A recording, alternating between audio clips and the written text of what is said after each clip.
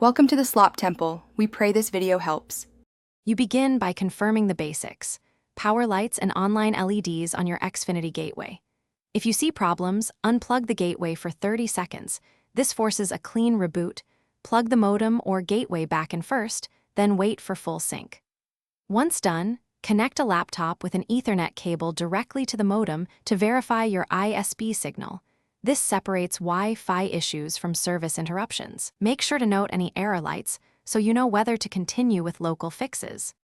You now dive into Settings, open 10, 0, 0, 1 or the Xfinity app and sign in.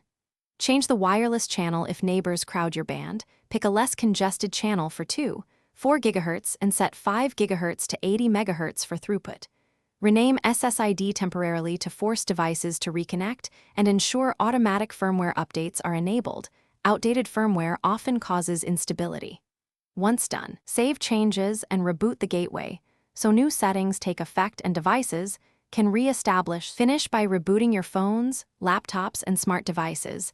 Then forget and rejoin the Wi-Fi network so they get fresh DHCP leases. Run a wired speed test to confirm throughput and use the Xfinity Network diagnostic tool to spot local problems. If instability continues, power cycle the gateway one more time. As a last resort, perform a factory reset, but remember this erases custom settings. If none of these work, contact Xfinity support and give them the error lights and test. Thanks for watching. Consider subscribing if we helped you.